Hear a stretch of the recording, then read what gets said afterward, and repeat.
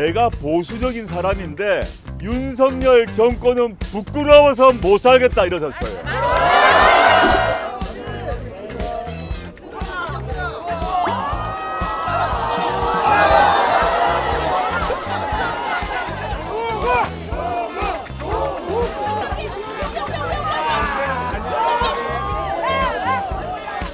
앉아주세요. 죄송합니다.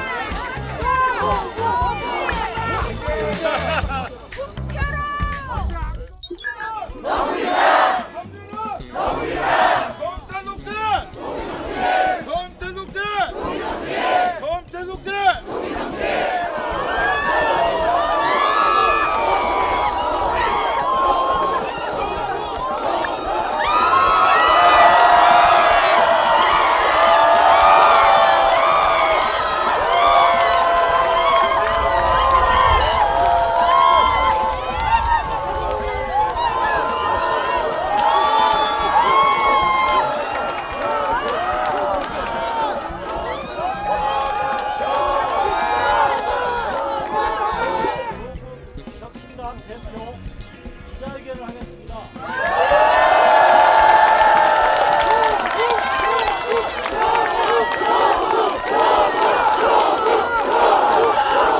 선거가 얼마 남지 않았습니다. 지금 저희가 조국혁신당이 만들어진 지가 3월 3일에 창당이 되었는데 4월 3일까지 생각하게 되면 한 달도 안 된 정당입니다. 그리고 저도 신참 정치인에 불과합니다. 그런데 그렇게 짧은 태어난 지 얼마 안 된 저희 정당에 대하여 여기 오신 분당 시민 포함해서 전국의 국민 여러분들이 열화와 같은 응원을 해주셔서 너무너무 감사합니다. 고맙습니다. 네, 저희가 부족한 게 많은데 조금만 더 힘을 모아주시고 조금만 더 손을 내밀어 주시면 저희가 4월 10일 이후에 저희가 지금까지 약속했고 공언했던 것들을 진짜 실천하고 집행하는데 정말 도움이 될 것 같습니다. 많이 도와주십시오.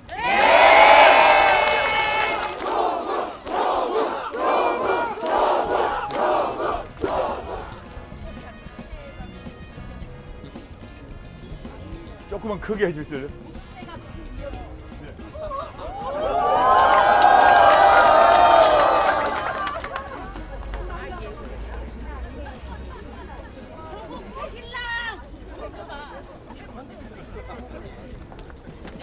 그러니까 질문이 저희가 조국혁신당이 보수세가 강한 지역이라고 하는 곳에서도 지지율이 높은데 이유가 뭐냐라고 일단 물으셨습니다.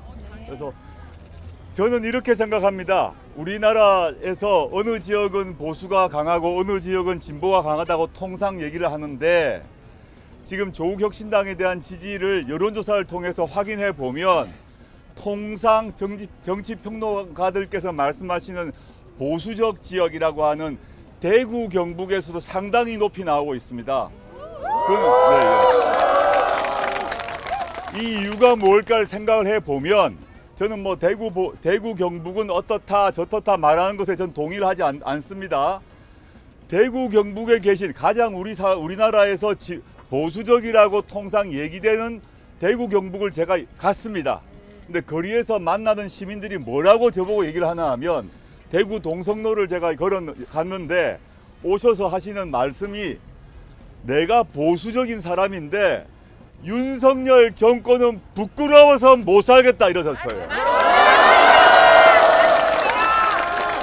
다들 그렇게 말씀하시고 자신이 보수라고 말씀하시는 분들이 똑같이 그렇게 말씀을 하세요. 다시 저의 생각을 이제 말씀드리자면 윤석열 정권 지난 2년은 이 사람이 보수라서 문제가 아니라 정권을 가진 사람으로서 너무도 무능하고 너무도 무책임하고 너무도 무도하기 때문에 진보 보수를 떠나서 대한민국을 사랑하는 국민이라면 다들 화가 나는 겁니다. 저는 그렇게 이해하고 실제 조국혁신당에 대해 지금 상당한 전국적으로 지지를 받고 있는데 특정 지역에 편중된 정당이 아닙니다. 대부분의 여론조사를 보시면 전국적으로 균등한 지지를 받고 있는 것이 현실입니다. 물론 특히 수도권이 상당히 높고 뭐 서부 쪽이 높다라는 건 사실이지만 뭐 경상도 지역 같은 경우도 다른 통상의 경상도는 보수적이다 그렇지 않다는 것이죠. 그거는 여러분들께서 여론조사를 보시면 금방 확인할 수 있을 것 같고, 예상 의석수를 말씀하셨는데 저는 2월 13일 날 부산 민주공원에서 창당선을 하면서 10석을 얘기를 했는데 그 당시에 이제 많은 대부분의 정치평론가들 또는 여의도에 자기가 정치를 안다는 사람들, 기자분들이 얼척없다 이런 얘기를 다 하셨어요. 그리고 뭐 한동훈 비대위원장이 한 분은 3% 얻겠습니까? 이렇게 얘기했어요. 3%. 근데 지금 보면 뭐라 말하는지는 잘 모르겠습니다. 이렇다고 해서 저희가 뭐 자만하거나 오만하거나 들떠 있거나 그럴 생각은 없습니다. 여론조사라는 것이 항상 왔다 갔다 하는 것이기 때문에 더욱더 낮은 자세로 갈 것이고, 공식적 목표 의석은 여전히 10석입니다. 그렇지만 여기 계신 분당 시민 여러분 그리고 국민 여러분들께서 저희가 좀 더 잘하라고 손을 더 내밀어 주고 표를 좀 더 주신다면 너무 감사하겠다.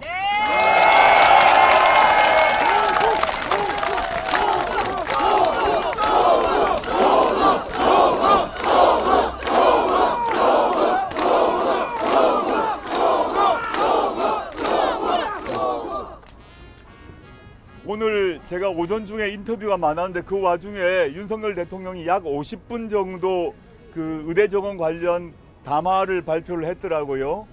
제가 보니까 일단 질문 답변이 없었습니다. 혼자 약 50분 떠들었습니다. 그걸 왜 하는지 첫째 모르겠습니다. 그걸 왜 KBS 등에서 중계를 하는지 모르겠습니다. 첫째. 전파 낭비라고 생각한 이유가 그 안에 있는 그 담화문의 내용 때문입니다.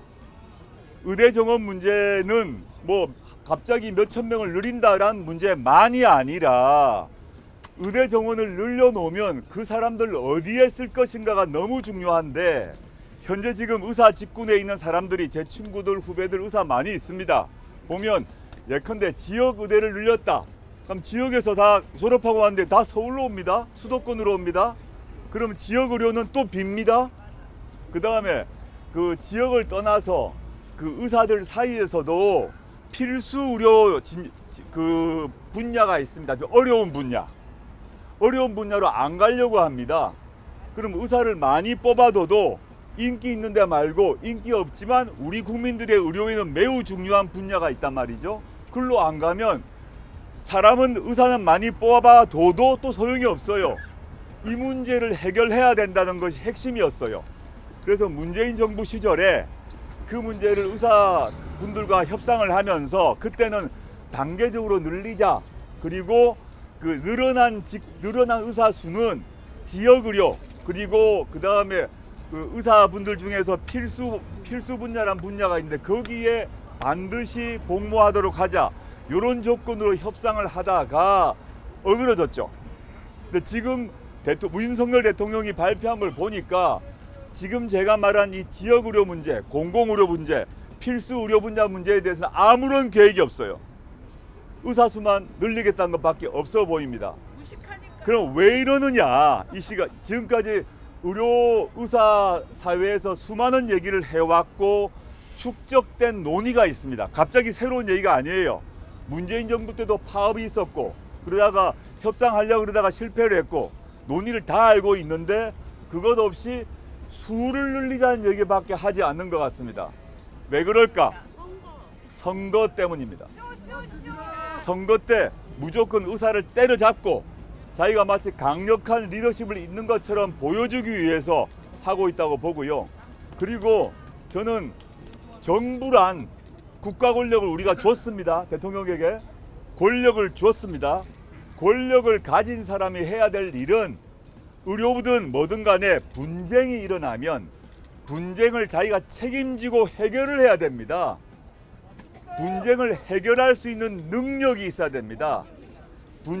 의료든 과거 같으면 원전 문제건 뭐든 간에 분쟁이 발생을 하면 정부가 책임하에 대화하고 소통하고 타협하고 협상해서 그 안을 만들어야 됩니다.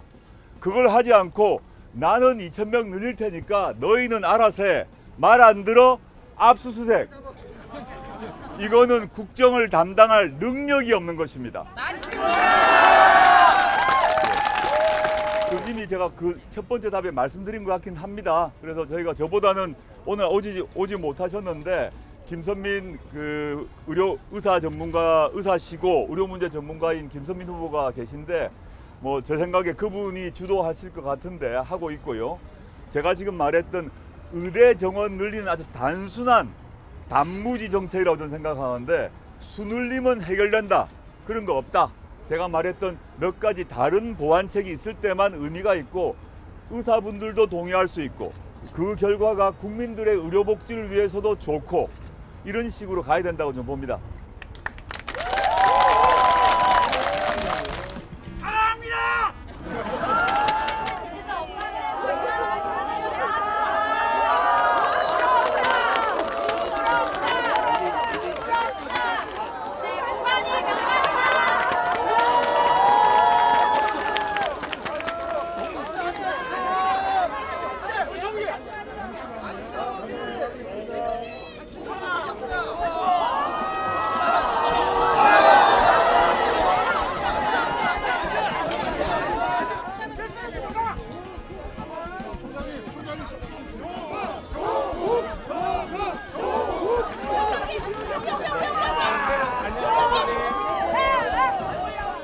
앉아주세요. 죄송합니다. 카메라 보시고요. 하나 둘. 고맙습니다. 성기는 국회에서 정말 사랑합니다. 국회로. 자, 3번. 저희 다음